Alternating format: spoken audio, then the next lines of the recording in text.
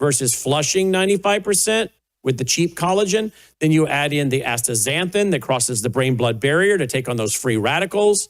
Then you add the cat's claw, which is the anti-inflammatory. And this has got 80 clinical trials behind it. So please check it out at mosahousebg.com. All right? And that's about it, folks. We'll be back tonight, 7 p.m. Central with the Worldview Report. And then 7:30 Central, 8:30 Eastern, Brandon House Live. A great lineup of guests. We'll talk about what's been going on at the UN. Some more about Vietnam erasing bank accounts. Is this one of the first countries to do this? Is this coming to America? And so much more. And who knows what's going to happen between now and airtime, right? So tell your family and friends, won't you? Hey, don't forget, you can be a part of our 22nd annual Worldview Weekend live in person, worldviewstore.com. Or if you can't make it to be here in person, you can live stream it if you have a Vault membership. worldviewtube.com/vault, worldviewtube.com/vault. The next time I'm Brandon House. Thanks for watching. Take care.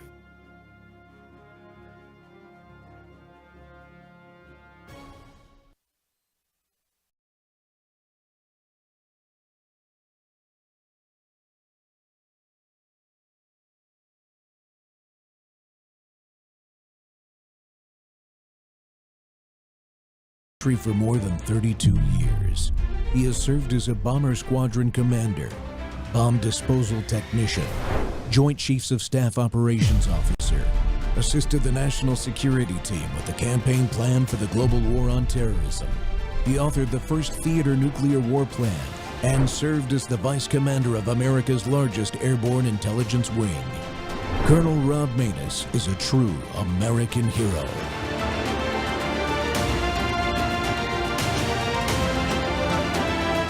This is Rob Maness Live. You, I think, have written a piece here that at its core is just about the state of free speech in the United States of America. Charlie died practicing free speech. It's our bedrock freedom here. Tell us about your piece and some of your instant reactions and reflections on the murder of Charlie Kirk. It's been a tough week, obviously, for everyone. Thinking about what Charlie did. It's the thing that I love to do. It's the thing that I signed up for as a full-time job, is to take on people who disagree with me and do it in a hopefully kind and respectful and often fun way. It's something I'm very passionate about. And I like doing it on college campuses. And so to see someone who is a friend of mine lose his life for debating is more than disturbing. And it makes me scared of what college campuses will look like in the future, what debate looks like in the future. And I just admired him so much for going into a lion's den, which I didn't realize was quite so literally a lion's den as it ended up being. And I will continue to go forward and do that stuff and take some of his bravery with me as I do it. Yeah, you're raising the issue of the state of free expression on college campuses. And you point out that there's a survey of college students recently. In it, 34% of college students believe violence is sometimes justified to silence a speaker on campus. I, like you, like to be on college campuses. And you make the argument in your piece that universities need to do more of this. It needs to be normalized. These debates need to be normalized. They shouldn't be treated like, Charlie Kirk or a Mary Catherine Ham shouldn't be treated like an exotic zoo animal on a college campus. It should be normal for people with different ideas to be in those to discuss their ideas with people who don't agree. Welcome back to Training Tuesday, folks. The Rob Maness Show is live on Worldview Tube and our X Spaces simulcast. You know, the light of free speech illuminates the dark side of man. And when we see that dark side of human nature in that light, should we take action to prevent the consequences that can and do happen? America's friend, and I say that in all seriousness, he was a friend of America.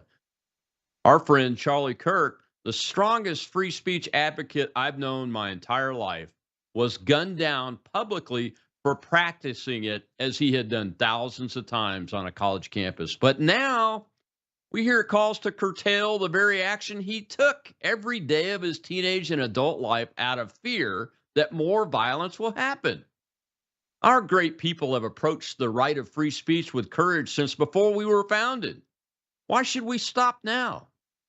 Well, we're going to tackle these ideas in this episode. My guest today is John Taylor. John is a highly respected and experienced attorney that specializes in investigating the types of corruption crimes we've seen in places like Arizona, and is a victim of a child trafficking scheme himself. John, welcome back to the Rob Maness Show. Thank you, Colonel. It is an absolute pleasure to be with you, and especially to talk about this particular topic. I think there are so few shows devoted realistically to talking about the First Amendment and talking about, not just what Charlie Kirk did, but what Mary Catherine Ham talks about going on college campuses. And it wasn't all that long ago that, that both comedians, whether they were left wing or right wing, but both comedians and commentators, people who did what Charlie Kirk did, couldn't even get on a campus. I mean, ask Ben Shapiro how many campuses he's been banned from because they claimed the safety wasn't there, or they didn't want to provide for him, or too many groups protested. It is an amazing topic. And the funny thing is about this one is I started talking about this, 35, almost 40 years ago when I was at UCLA, because the seeds for this problem were sown an awfully long time ago. And what you see now is just simply an outgrowth of it. You're absolutely right. What are some of the tools that students have available, especially university students have available, if we start running up against these administrators and professors now that want to use this as an excuse to stifle their freedom of assembly and freedom of speech on these college campuses? I think that's maybe the best question of all. One of them, which is very unfortunate because it's expensive, one of them is for speakers to have greater security with them than what they've previously had. We don't need to go necessarily to a Secret Service level, but Charlie kept with him a number of experts in the field of security. The problem is that they weren't really allowed to do a pregame where they would go and walk around, check out buildings, make recommendations, get security there. I mean, one of the things we're going to find out about this is that there were a total of 6 officers present for this event. Now, obviously, 20 or 30 officers would not have made a difference if they weren't looking at the kinds of things that Secret Service is supposed to look at. But when you see the Secret Service failing at this in Butler, Pennsylvania, it certainly makes it harder to make the argument that, hey, we can do something different here. However, that is step number one, is that those people who really have that level of controversy are going to have to step up on the security. You're going to have teams that come from Secret Service that know how to look at an entire area, that will fly drones over during an event. A drone flying over during an event might have caught this, might have shown somebody on a roof. Those are at least the starting points. But in addition to that, look, if having an event outdoors really is a problem, really can create a harm, you might have to bring them indoors. You don't want to stop the speech. And the idea of outdoors, which I think Charlie loved so much, was the idea that it brought people together, that people could be walking to their classes or walking across the quad and hear that there was a guy talking and hear there was a guy saying things that maybe they didn't disagree with, and they could join in. It wasn't a formal ticket buying process. He did those events as well. He spoke at actual events. Usually these kinds of outdoor events, were preceding events to his speaking indoors. But it's a matter of, trying to get students in. And, as long as you can get heard, that's probably the most important thing you can do at this point. Yeah, it is. It is the thing, John. I mean, free speech, as I said in my opening, we've been fighting for it and recognizing that it takes courage to do it since before our founding. It's the reason why we exist, is because we fought for it. And I think we need to keep fighting for it now because, as you could hear in the opening there with Mr. Jennings and Mary Catherine Ham talking about their concerns about one side being able to squelch free speech, and it's actually the speech that is the truth. That's a major concern, isn't it? It's more than a major concern. The problem on college campuses has not been right. It has been extraordinarily left. There are no college campuses that have said we won't let a left wing person on the campus. In fact, that's been one of the major arguments here is that the people who have been harmed by this, certainly over the past decade, have been right wing speakers. And so college, not only are college campuses, for the most part, not all, but for the most part, are a bastion of left-wing ideas. But they're a bastion of left-wing ideas where right-wing ideas can't even come into play. It doesn't even make a difference whether right-wingers are right or wrong, although in this case, and certainly with the things Charlie talked about, we can argue how right he was, and it's borne out by a lot of evidence. But the fact of it is that, you go to college with the idea of learning things, of debating things, of having new things thrown at you, of having to consider new ideas, things that you didn't get around the dinner table from your parents or family, things you didn't get necessarily from your elementary school or middle school or high school teachers, but to get new and exciting and different ideas, whether that's in the college paper or it's from speakers who come on campus, or it's from debates that are thrown, or even from professors who give you questions, essay questions, et cetera, research questions that require you to think outside of your own personal experiences. One of the things I did in college, it was probably one of the most interesting experiences I ever had, was I started off my college career at UC Santa Barbara. And when I got to the campus, a funny thing had happened. The first day I was in campus, I was approached by a couple of writers for the Daily Nexus, the school paper. And they came to me and they said, we had an incident occur at the paper. We know you know something about journalism, which, trust me, I didn't know a whole lot about, but they thought I did, and that was all it took. Could you come over to the paper? We need new editors. I won't bore you with the story as to how everybody at the paper had gotten fired. It's a hysterical story. I think I talk about it a little bit in Report to the Governor because it's a very funny story. But they needed editors.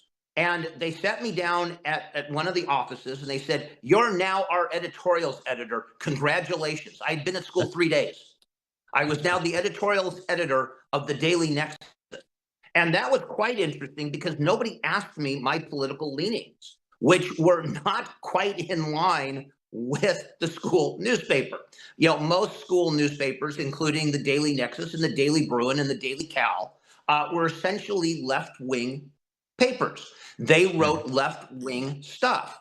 And so my job every day was to literally write the left wing's position on whatever it was, on the Sandinistas, on the Contras, on Iran-Contra, on all of these issues that, I had an entirely different opinion about. But my job was to take the position of the paper, kind of great training for being a lawyer when you don't necessarily like your client. But I had to write the essay. Now, the paper did something really cool. And this is really the point of this. The paper said, we get the point that this is not your favorite deal, that you're writing on topics that are not your point of view. So what we're going to do is we're going to give you a bylined column. And every week you can write your own column under your own name where you say something entirely different. Because that way we get the editorials that we want to secure a particular position, but we also get the students being able to read the other side. And so I went on for almost a year being able to write editorials that were contradicting exactly what I had written, 2 or 3 hours earlier. And that's what students at colleges should be able to do. They should be able to write from both sides. They can disagree with one vehemently, but they should be able to at least make the arguments, understand the arguments. And if their arguments, their personal arguments are better than in their own columns, in their own byline column like I had, they're going to be able to say that and they're going to win the day. That's what college is all about. And that's a far cry from what it has become.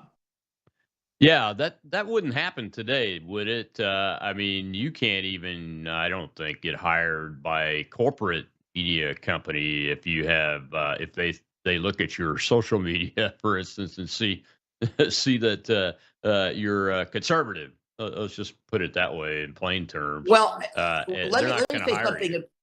Yeah, let me say something about that because I want to be very fair about this. I'm currently, as I think you know, Colonel, I'm currently a graduate student. At my age, I went back. I'm working on master's to PhD. I'm likely going to be teaching some level of political science at the undergraduate level starting in January. I Mhm. couldn't be more thrilled.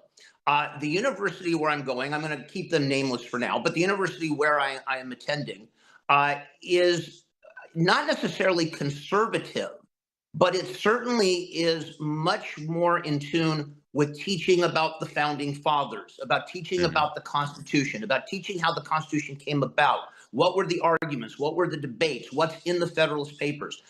The concentration of that is really unique. You do not get this, you do not see this from most other universities. So kids not only graduate having very little US history and absolutely nothing about the founding of the country, but Mhm. probably, I think even worse, no sense whatsoever that the world began before the date of their birth. They have no idea how this country got together. They have no idea, about Madison publishing things in the newspapers of, especially of New York, under the name Publius, and what he Mhm. wrote and what he said. Thank God, I found a university that is not is it happens to be a public university. Let me just say that this is not a private university. This is not Liberty University where they have that luxury. This is a public university that is allowing me, as somebody who is, obviously much more of a conservative voice, to voice that opinion and do so in a meaningful way to the students. And of course, again, my job as a teacher, which is different than as a graduate student writing a thesis, is to get students to consider other ideas. If you're liberal leaning or a Democrat, I'm going to get you to consider Republican ideas. If you're Republican, I'm going to get you to consider Democrat ideas. I'm going to make you think. That's my job as a professor, make you think, not indoctrinate you. And like I said, fortunately, I found a university that does that and believes in that. And by the way, it was one where 2 years ago, almost to the day that you and I are speaking right now, 2 years ago, Charlie Kirk was at and was talking to the students. They permitted him on campus. They permitted him to talk. They Mhm. permitted him to make a presentation. That's the school I want to attend. One of the things I would Exactly. say to parents out there, and I'll leave you with this, Colonel. One of the things I say to parents out there is there are still public universities that do believe in freedom of speech, in freedom of ideas. If you're sending your child to school, find Mhm. those. Yeah. Find those and send your kid there. They will be so much better off for it and will get such a better education out of it. Yeah, you're absolutely right, John. We got to take a break here. When we come back, we'll see a little clip about getting fired for free speech and what free speech really is in the United States of America. I'll be right back with Attorney John Taylor.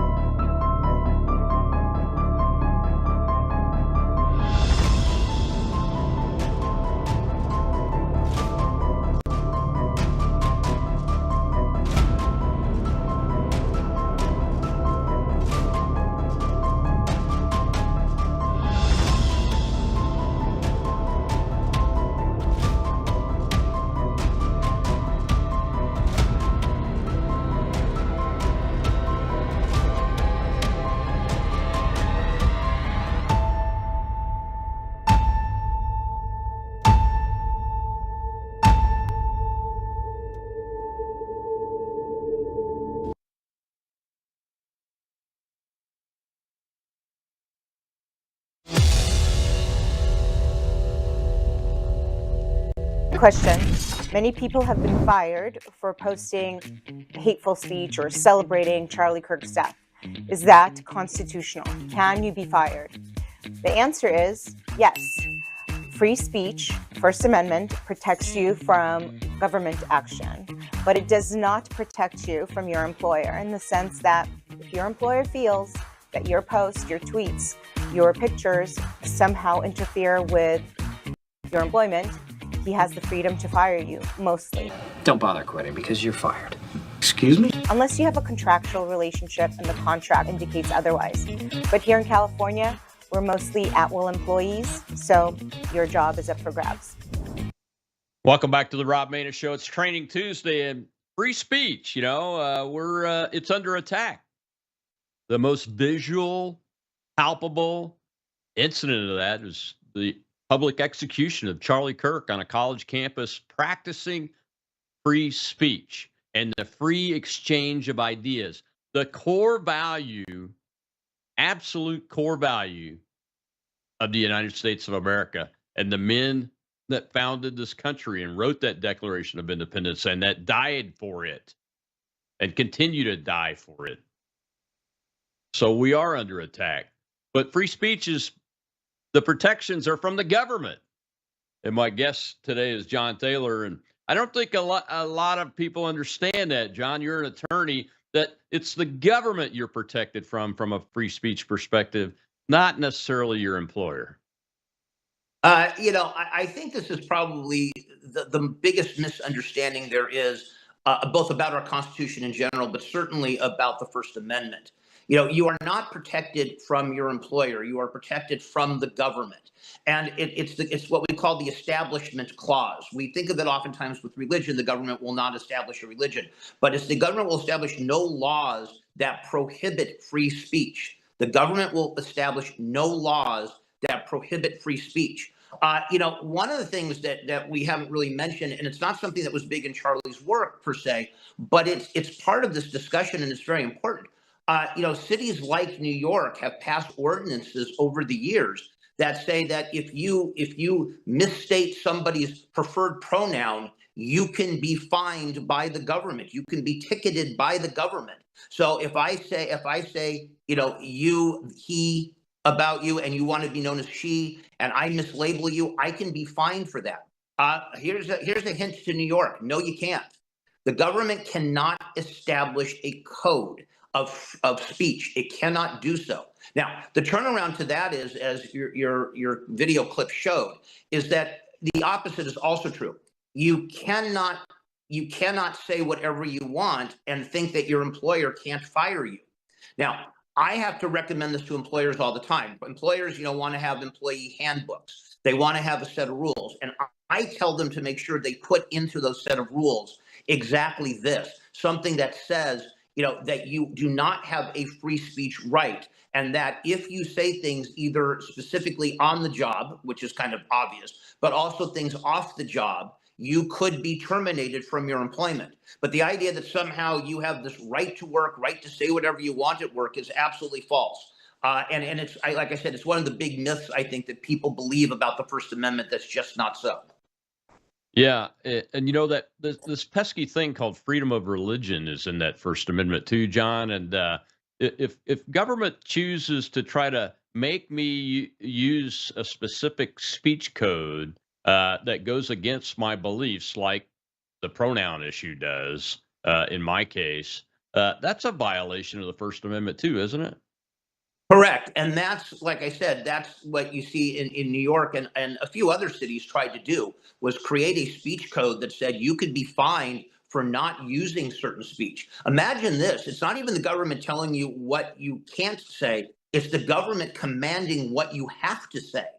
Yeah. That is about as far afield from the First Amendment and what the founding fathers intended as you could possibly get. What's, I think, more interesting is that over the last 10 years, the First Amendment cases taken up by the Supreme Court almost entirely have had to do with this balance between free speech and freedom of religion.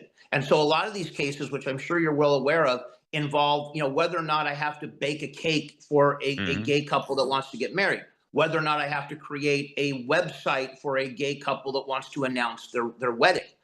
Again, the Supreme Court has come down nearly unanimously on the idea that no, you don't, that your freedom of religion trumps somebody else's freedom of speech. And so that if the speech infringes on the religious values, like you just mentioned, that becomes a huge deal, and freedom of religion will always win. That's what the court has told us.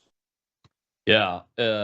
And similarly, well, let me go to the audience. There's a hand up in the audience. Let's get that question first, and then I'll ask you my question follow up. Go ahead, Shell. We have Naomi, sir. Hello, Shell, Colonel, Drax, and John. John, congratulations. I can't think of anybody better to be in the system and take care of our young people. It's exciting. It's an exciting time. My question, I promise, Shell, I'm not going to do a story, but my question is, as we proceed and we have all these young people, I'll tell you, Minnesota was a shock to me last night when I saw all the young people in Minnesota, considering what's going on there. As we move forward and develop our young people, I'm involved with a lot of veterans benefits in the VA. Don't you think it would be a good idea as we approach our young people to prepare them for what lies ahead if they decide to go into the military, via ROTC? We as older people now are fighting hard for our due. And I think it would be a good idea. And I just want to know your thoughts and the Colonel's thoughts about looking at our ROTCs and what we can do to prepare them for their future as well. All right, thank you. I'll give you something interesting on that. One of my closest friends in college, who was in most of my political science courses with me, was a guy named Bill Abb, who is now a highly decorated military officer. And he was in the ROTC program at UCLA. And it was very interesting, the courses he took and I took together and what we learned. And again, most of what we learned in our day, and now we're talking almost 40 years ago, I hate to date myself that way, but almost 40 years ago, was again about thinking, not about the right or wrong answer, but the process of thinking. How do we think through things? So of course, courses, you have to memorize stuff, especially in undergrad level, you have to memorize stuff. You have to know what happened in history. You have to know who your founding fathers were. You have to know what they said. You have to know why the Federalist Papers were written and why they're valuable. These are things you need to know. You need to know the facts. But once you have the facts, it's not a matter of regurgitating them. It's a matter of thinking them through. Where do they take you? And if the university is doing its job, that's what they are doing. And so pushing for coursework that gets into those issues where you're writing more of a thesis than simply a regurgitation, that's most important. Bill understood that. I understood that. I went into a civilian side of things. He went into the military side of things. But that's one of the things that I think is most essential. And so, if you're going to have an ROTC program at the university level, one of the things I think that needs to be done, and it probably is not done enough, and I'll kind of defer to the Colonel on this, is that the students going into the ROTC program should have some very, very specific guidance on classes to take. Not necessarily professors, not necessarily in hearing ideas that they won't want to hear or anything like that, but just what kind of classes they should take, especially philosophical classes. My oldest son, Matthew, is in his second year at the University of Texas School of Law. And, he is somebody who loves to hear both sides. He loves to hear debate. He loves to do this. And he majored in philosophy at UC Berkeley, a school that has absolutely no bearing on anything that he thinks or his personal philosophy. He's probably more conservative than I am, which is why he got out of California and went to Texas.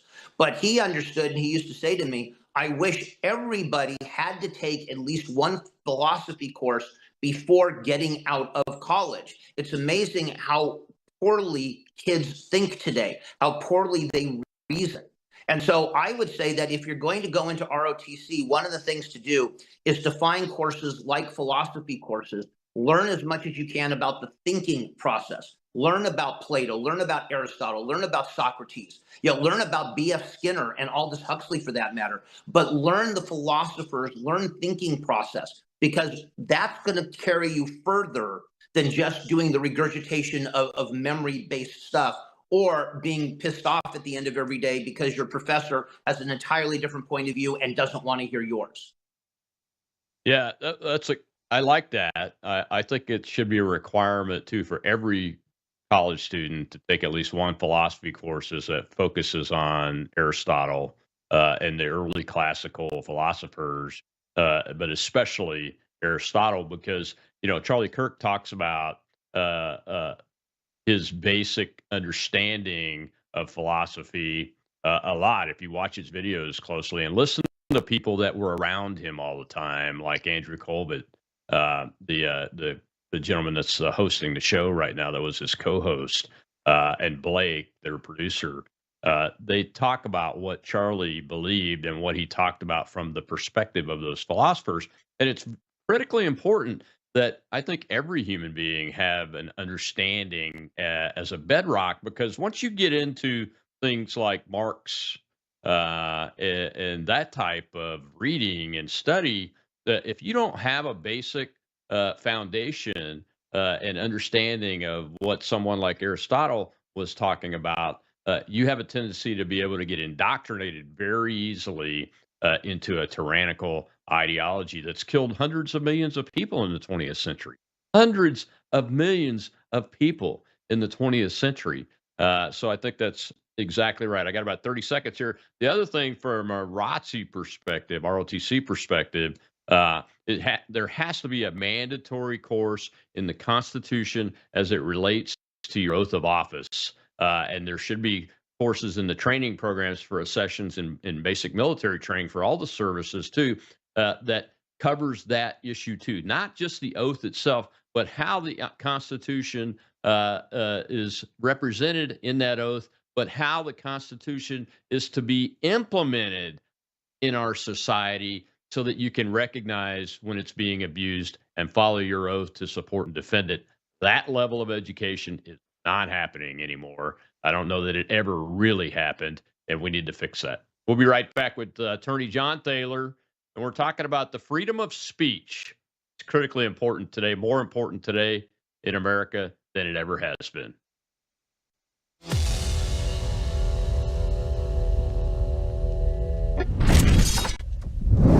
News is moving faster than ever, and so are we.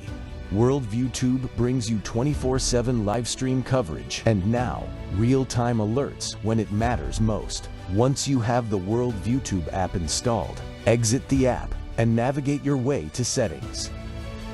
In Settings, locate the tab labeled Notifications. Select the Notifications tab.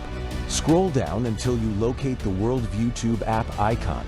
Select the tab, and here you can turn on and customize your notification experience for the Worldview Tube app.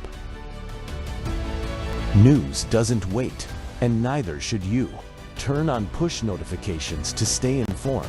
Every headline as it happens.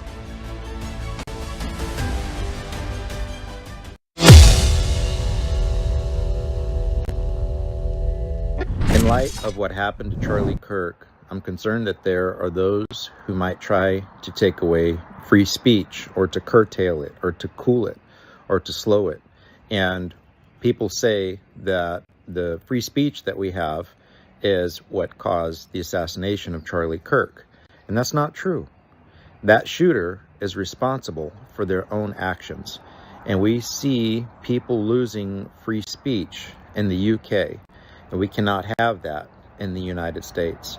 So I encourage everyone to be vigilant and to be watchful and to make sure that nobody is trying to cool your free speech, because free speech is powerful. We can use it to defend ourselves and protect ourselves. God bless. Welcome back to the Rob Maness Show on Worldview Tube and our X Spaces simulcast. It's Trading Tuesday. My guest is Attorney John Thaler, and we're discussing free speech there. That was Kobe Markham. He's a candidate for governor in the state of California, believe it or not. I know we still have some very strong American thinkers in the state of California that, God bless them, they haven't flown yet from that coop of Marxism, and they're trying to stay there and help fix it.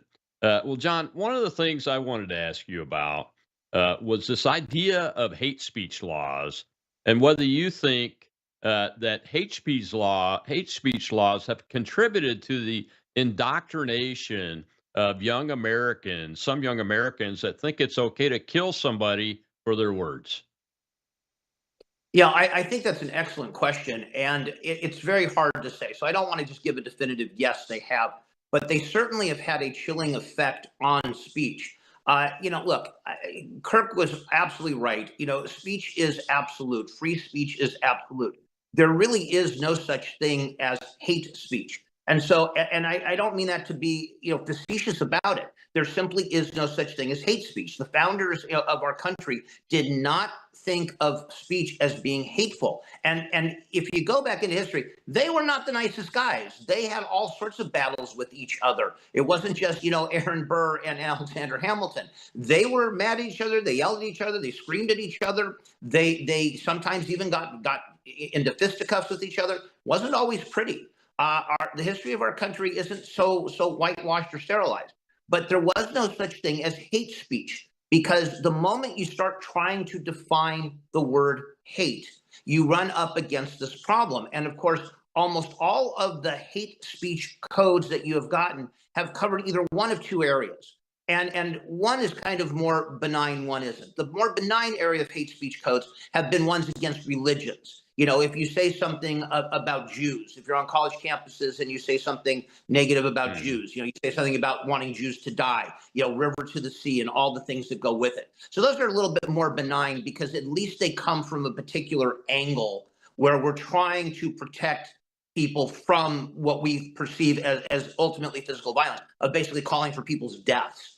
So that's one form. The other form, which is not, is when you start seeing laws, enhancement laws that say that if you committed this killing and you did it because this person was specifically Jewish or specifically Christian or specifically Muslim for that matter, then we're going to enhance that.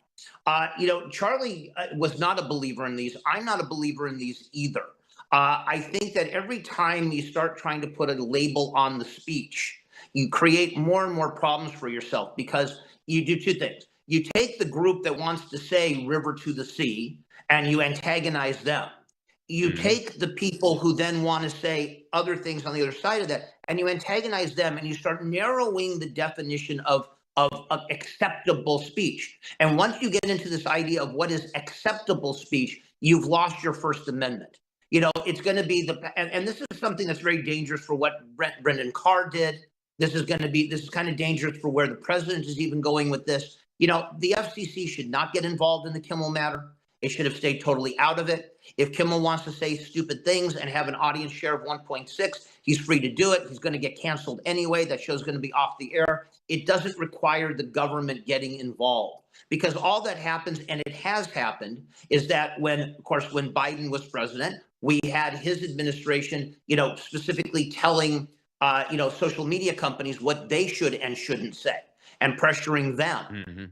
We've got to get out of this pressure business. People have to have a right to be ignorant. They have to have a right to say stupid things, and the rest of us have the right to call them out for it. That's what free speech is about. And the moment you lose that, like I said, you've lost the First Amendment. It is not just a slippery slope. It is a steep decline, and that's what we have to fight against. It's a steep decline to warfare, open warfare. And I'm not talking about words. My opinion is that when you drive people from the public square and their ability to speak and think freely, you drive them into basements, back rooms, fields out, cabins in the wilderness, where they isolate themselves and they convince themselves more and more and more, like what you've heard from in our opening clip, where some college students, many on the left, are saying it's okay to use violence to stop speech that you don't like. That's where that is coming from, and I think these laws have led to that in a lot of circumstances, where those ideas, they get incubated in these closed areas and then come back out in places like universities, and usually they come out at the barrel of a gun. And I think that's one of the things that's happened with Charlie Kirk and the attempts on President Trump's life, and the killing of the CEO of United Health, another public execution, and it's coming from young people on the left primarily. Well, I think I agree with you, Colonel, in one aspect of this, but I think in some ways, some of this tends to miss the point. Look at the studies that we now have coming out on mental health disorder and young people. Look at the studies that we have coming out on how unhealthy mentally Young people are, and especially people who essentially have their political leanings to the left. We even at adult stage, we see now that if you ask adults who are registered Republican about the state of their mental health and their happiness, they are far happier. They have far less mental health problems than those on the left. What I think we miss about this is the excuses. We've become an excuse-driven society. And by that, what I mean is that we keep creating these hate laws, these hate speech things, these hate speech codes on campus, words you can't say, words you're not allowed to use, et cetera, because we're trying to kowtow to mental health disorder. We've done that for years and years and years with the trans movement. We've taken a mental health disorder and we've tried to normalize it. And look at the consequences that it's had for young people transitioning, making that decision to transition and taking either medication or getting surgeries prior to at least being 18, and doing so without the proper mental health care. We now have major studies in Britain, major studies in the United States, many of which were suppressed for a number of years, that tell us that you don't treat the gender dysphoria. You treat the underlying causes of the gender dysphoria. But when you say, no, you can say whatever you want, you can be whatever you want, there's no limits, we don't even have to define what a man or a woman is. There's a great clip of Charlie talking to somebody about this.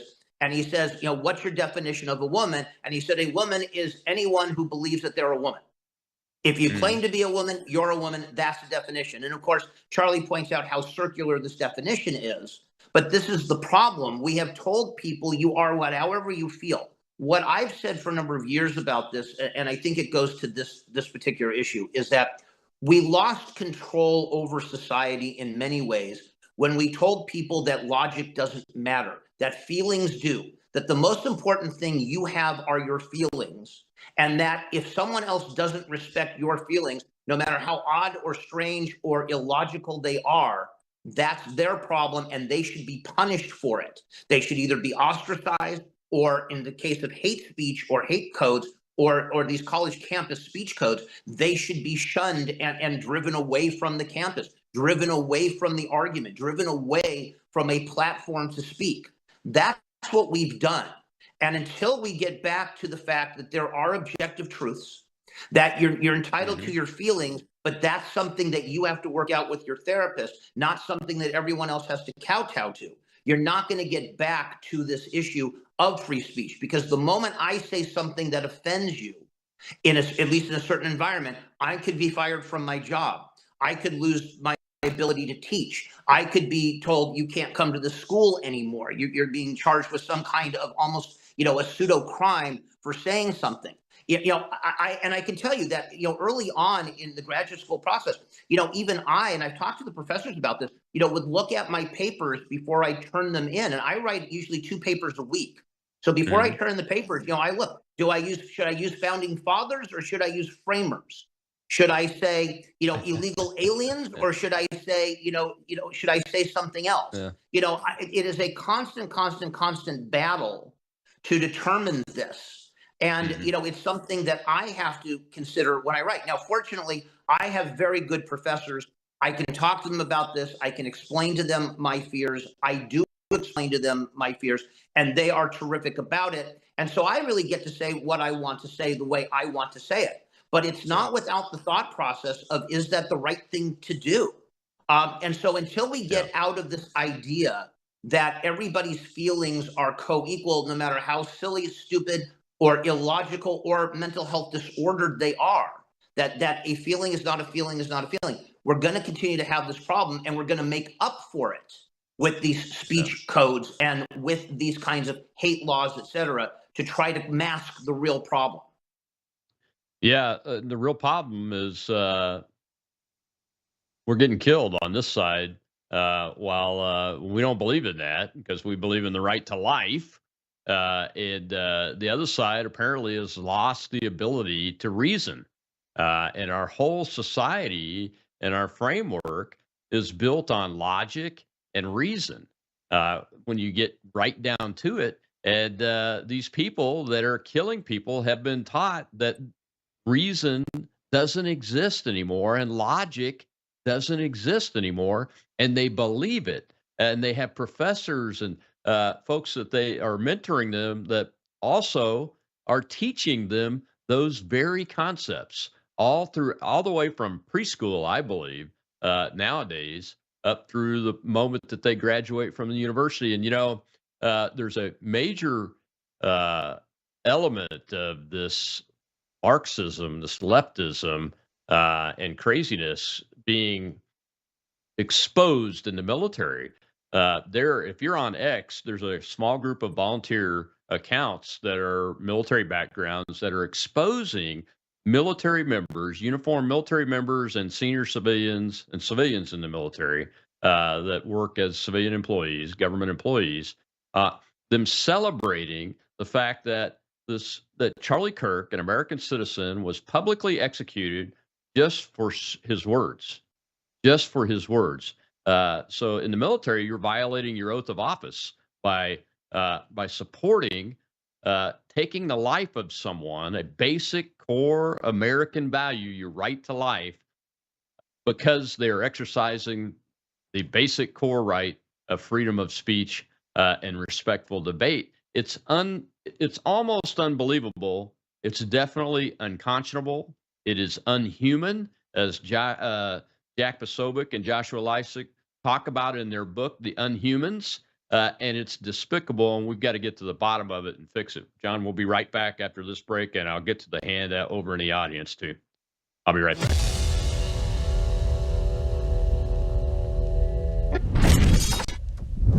You woke up with a sore throat and a low-grade fever. You know you are getting sick, so here's your choices. You can get sicker and miss work, try to see a doctor this week, or sit hours in a crowded waiting room at urgent care. I have a smarter option for you. Open your medical emergency kit. Match your symptoms to doctor-recommended prescription in your booklet and take the right meds now and get well faster. This is not a first aid kit. It's like having an urgent care in your home. It includes doctor-prescribed medications to treat over 39 medical issues like respiratory infections, strep throat, pneumonia, UTIs, and more. No waiting to see the doctor and no standing in line at the pharmacy. It's right here. Every home should have at least one medical emergency kit, and here's how to order. Go to worldviewhealthcare.com. Your kit to treat dozens of common and serious illnesses is rushed to your door. worldviewhealthcare.com. That's worldviewhealthcare.com. The emergency kit available at worldviewhealthcare.com. Make sure you don't have to go to urgent care. I got pneumonia. I didn't have to go. I took this last year. Stayed at home, went to bed.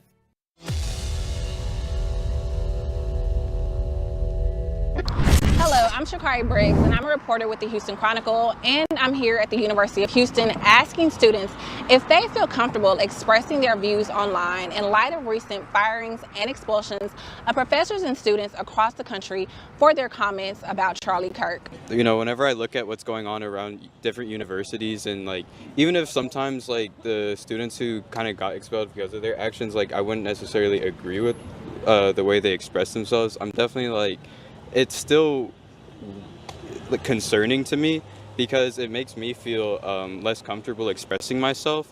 I think everybody deserves freedom of speech, obviously, but if it's in a space of hurting others or putting others at risk, then it should be used against you. Do you guys feel comfortable expressing your views online? Absolutely. I feel like everybody's just open to new things, so I feel like it's very safe to say their opinion. And as long as it's not like something too drastic, you know what I mean? Mm-hmm. But other than that, yeah, I believe so. What about you? You think you're comfortable in today's climate to express your views online? Very comfortable. Okay. Honestly, no. Like I feel like I haven't really been comfortable expressing my views online at all. But I'm always open to go to political events and things like that. Like I think we still shouldn't let this scare us. I think that's a really big thing we should take from this, because we still have the power of the people, you know what I mean? You have to be very wary on the things that you say, because the internet never forgets, and you have to be cautious of your digital footprint.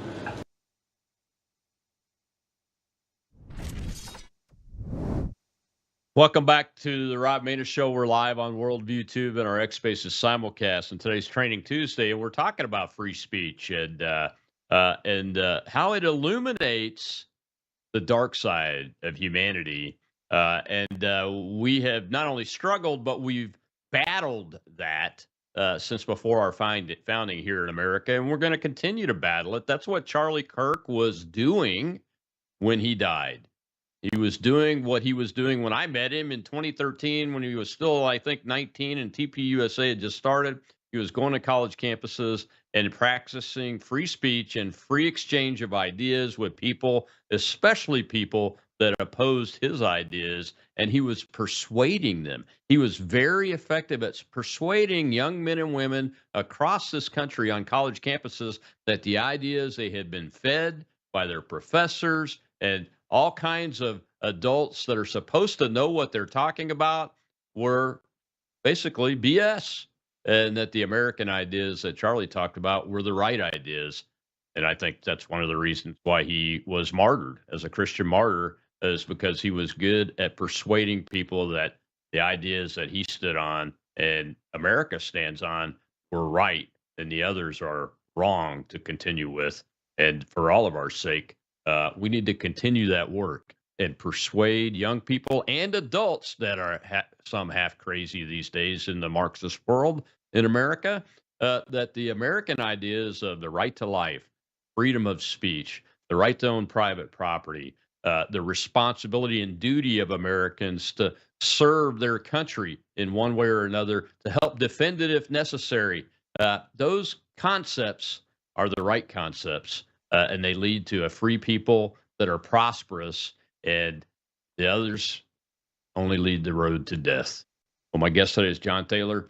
And John, we've got a hand up in the audience. Let's go ahead and take that real quick before I get to my next question for you. Go ahead, Shell. We have Buxter, sir. Thank you, Shell Colonel.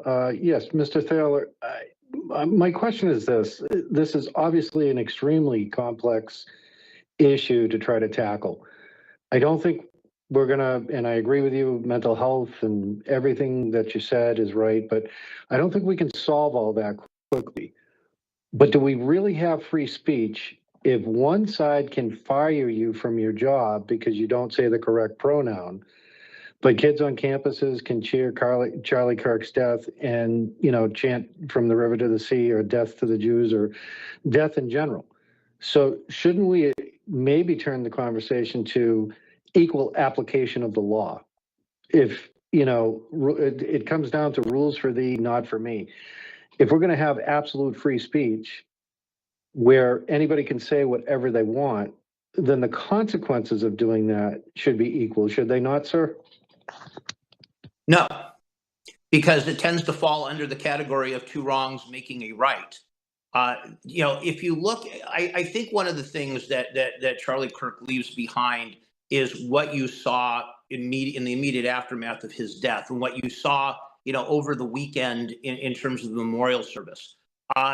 You have to understand that the media presentation, the mainstream media presentation, is never going to be accurate, because the mainstream media has a very particular political point of view. But the reality is that Charlie Kirk was hugely popular in this country and hugely popular throughout the world. And you would not know that if you simply watched mainstream media. So you have to kind of divorce yourself from the fact that if they're doing something bad, we're going to have to do it too, or at least come up with consequences that are equal to solve a bad situation. The beauty of what Charlie Kirk did was he went on college campuses as kind of the forefront of the movement. I'm going to go talk to people. If you want to fix this problem, it's exactly what you see happening. You see 65,000 new applications to become TPUSA members, to become part of Turning Point. You see all the people who have now joined them online, who have joined their cause, who have donated money to them. That's the way you do this. And I'll say one more thing about this. I am sometimes guilty of this, and I sometimes wish I weren't. And that is, I'll debate people online. I'll debate people on X. I don't care if you're well-educated, not well-educated, you're older, you're younger. I don't care. If you're going to make comment, I'm going to comment. One of the things that I try to practice, and I'm not always very successful in it, because I see a lot of comments that just, sometimes make my blood boil. But one of the things I try to do is, if I discern that this is not a hate-filled person, This is an ignorant person. This is a person who's not educated. You know, I'm not going to be so condescending into giving them a lecture, but I am going to try to at least, follow what another Charlie did, Charles Krauthammer did. And that is try to understand where exactly they're coming from and find an angle where I can tell them something that may not sink in the immediacy of an X chat, but might sink in over time. We all can be better at this rather than just, you're wrong, I'm right, you're wrong. Instead of the flying off the handle kind of thing, if we join groups like TPUSA, if we join other free speech groups, if we practice that every day in a way that's respectful, it does come around. And again, as I said, consider the difference between the media presentation of Charlie Kirk and what you just saw in terms of the multi-millions, probably hundreds of millions of people who not only watched the funeral, but are now even that much more ingrained in the idea of free speech. That's how you get it done. Now, look, if I had been at the UCLA campus last year when those hoodlums who were chanting River to the Sea blocked the library, blocked the Powell Library, trust me when I say they would not have blocked it for more than a minute, because I would have told them in no uncertain terms, either you're letting this Jewish person pass or you're losing limbs. There's some things you don't put up with. And that kind of nonsense I won't put up with. If I had been on that campus, I would not have been blocked from going anywhere. And if anybody didn't like it, too bad. And if there's a legal consequence, I would have faced it, because there's some things you simply can't allow to stand. That's something that I, as a Jewish person, believe. That's something I have to practice. That's my personal choice. And that's what I would do. But in terms of people chanting, as horrible as I think what they're chanting is, as horrible as I think what they're doing is, I can chant louder. I can write papers. I can put out books. When I didn't like, and this is maybe a big point here, when I didn't like what the state of Arizona was doing, what it had done to me, what it had done to my family, what it had done to thousands of others, I wrote a book. I wrote a book. There it is on this side. I wrote a book, and I said to people, this is what's going on. This is how it's working. I went and made presentations to the Arizona legislature. And as a result, there are so many wonderful things going on in the state of Arizona because I spoke, because I wrote, because I came on the Colonel Show, I went on other shows, and I discussed what was going on. You can make an absolutely humongous difference, even a single person, if you believe in what your cause is and you follow it, and you don't allow yourself to get rattled into, we must be as strong as them, better than them, faster than them, et cetera, et cetera. Two rights are not making a wrong here. We can do it better, and frankly, we do. And the fact that Charlie was killed in the way that he was really speaks volumes about the fact that we are making the difference that we're making. This program, what the Colonel does, what others do, does make a difference, and supporting this is what it's all about. Yeah, I think I agree with you. But one of the caller didn't know I was going to ask this question. The question I wanted to ask you, though, is kind of related to what he asked, but it's more like this. We have to hold people accountable, though, that misapplied the law unequally for protected activity, like on January 6th. That is not a equal application of the law. It's applying the law to hold people accountable for willfully misapplying the law that harmed Americans exercising their rights. That's one thing I wanted to talk to you about, because that's where I'm concerned. I'm seeing these efforts on the right now in Congress, and you mentioned Brandon Carr and those kind of things to use government to stifle free speech.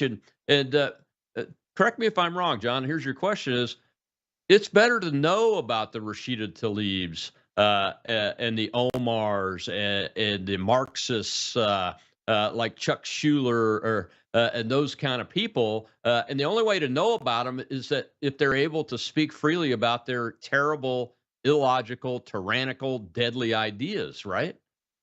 Well, I think that's really the dilemma, is that, when you actually allow people to speak, they will back themselves into a corner if they aren't, if they aren't grounded in the Constitution, if they're not grounded in law, if they're not grounded in logic. if they're not grounded in the core values that we hold to be dear, especially as Americans, you can't understand how bad this is if you let it be so insidious. And so, I saw, again, all those years ago at UCLA, I saw the beginnings of the BDS movement, of the idea of trying to harm Israel, diversify from Israel, et cetera, et cetera. You started to see the seeds of this whole river to the sea thing. This didn't happen overnight, but it was not so much quashed by the administration. It just wasn't taken seriously by anybody at the time. 40 years ago, we didn't take this seriously. I did. And I told a number of donors about it, a number of UCLA donors about it. And I said, you've got a real problem here, and you've got to consider your donations. And in fact, over the years, I have had a number of donors pull their donations from various universities, including UCLA, specifically because the campuses allowed this to continue unfettered and didn't do anything about it. You can make a difference, whether it's in the law, as you know, Colonel, I've got a lawsuit currently pending against the city of Mesa for violating, for consistently violating civil rights. You can take legal action. You can fight in the courts. You can fight in the marketplace of ideas. I mean, imagine, Colonel, where you would be, where I would be, even on X, if Elon Musk hadn't bought the platform.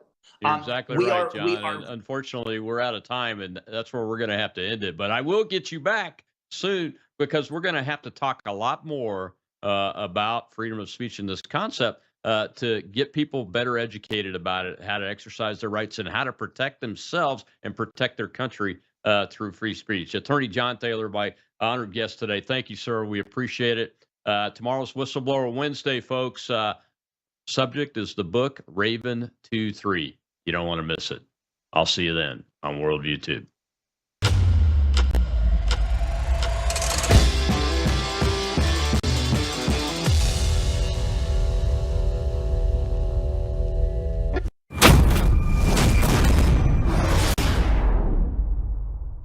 News is moving faster than ever, and so are we. Worldview